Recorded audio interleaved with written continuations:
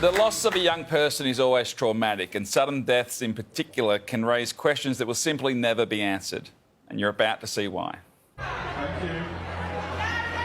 There's an empty chair on the stage at this school graduation, and filming it is the father of the boy who should be sitting there. He was known to be my little mini-me. It's confronting, but it should have been a happy moment for us. You know, it's our last child to graduate. It's not, it's like completely shattered, absolutely shattered.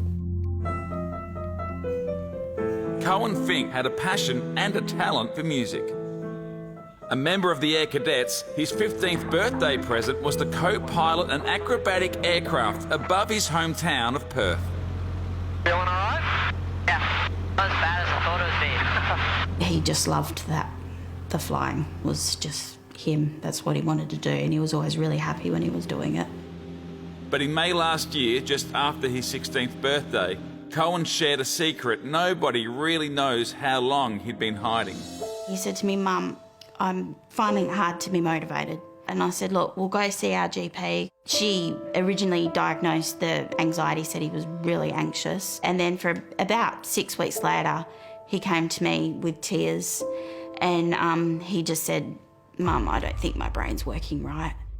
Pamela wasted no time contacting Cohen's school, Warnbro Community High, and followed up with the school psychologist. I did get a response from her pretty much straight away. It made me feel good. It made me feel comfortable that, okay, they're on it now and he'll be fine. But he wasn't. And on the morning of Tuesday, June 4th this year, Cohen ended his life. I went into his room and I looked over at his desk and there was a letter. And it said, "To Mum only," in brackets. I opened the letter and I saw suicide. That was all I saw. And I just started screaming. Cohen's death made no sense to his family, nor to his girlfriend Franki. Cohen and I were talking about our futures together. So we'd make jokes about kids, marriage.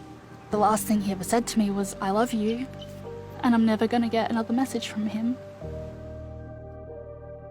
He hid it really well. Looking back on it, I kind of think he just told everyone what they wanted to hear. It was only after Cohen's funeral that his parents could face going through his belongings. What they found shocked them. I went through his exams then, and that's when we just realised that he was struggling a lot more than what he ever let on, and we had no idea. Cohen sat his mid-year exams just days before his death. Pamela says a string of repetitive and nonsensical answers, random drawings, and other disturbing content should have raised serious red flags with his examiners, but no one contacted the family.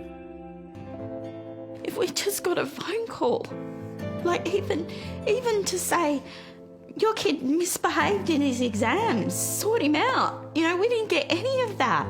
And if he walked out of the classroom and tripped over and broke his arm or leg, we would have got a call. We had no idea. None. No idea.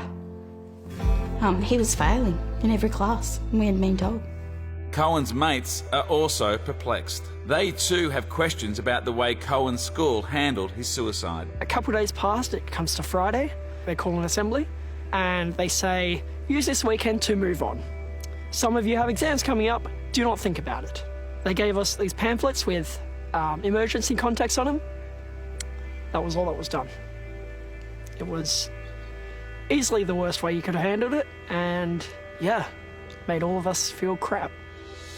6 months after his death, Cohen's family's grief is being compounded by the school. Things like, for example, continuing to receive emails automatically generated about the progress of your son, referring to him as if he's still here.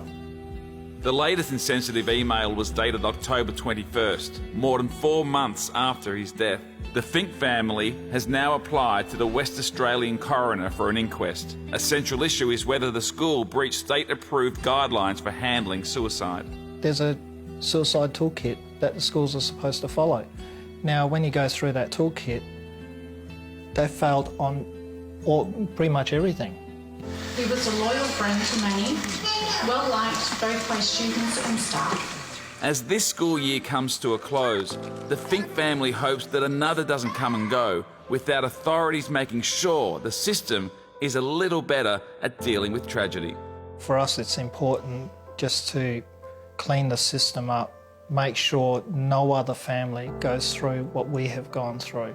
It's horrible. It's horrible. I wouldn't wish it on my worst enemy. If we'd just got one phone call, that's all it would have been.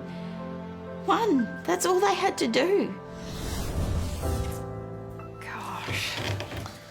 Yeah, I mean that's really hard to watch, and I mean this only happened mid-year, so I mean Chris and Pamela's and Franki's grief is really raw still, and they're still very angry, and as they should be. I think it's one thing for institutions to have processes in place, but when those processes don't get followed, then what's the point? But something in there for all of us when his girlfriend was saying that, he said the things that people wanted him to say, that how often somebody says, yeah, I'm fine, and they're not. Absolutely. That's often what happens with suicide. The people who talk about committing suicide are not the ones that usually commit it. It's usually the ones that you never hear from, and suddenly it just happens and everyone says, but we didn't see any signals. So that's a sickeningly sad story. I just want to thank Chris and Pamela and Franki for speaking out and helping us spread the message around this subject. And in response, the WA Education Department told us the best interests of students are at the heart of every decision we make. This means that if the school or department had been aware of anything, they could have possibly prevented this tragic loss of a young life. It would have been done. And the rest of the statement is on our website, along with a GoFundMe link for Cohen's family. And if this story has raised any issues for you, the number for Lifeline is 13 11 14. We'll be back after the break. Stay with us.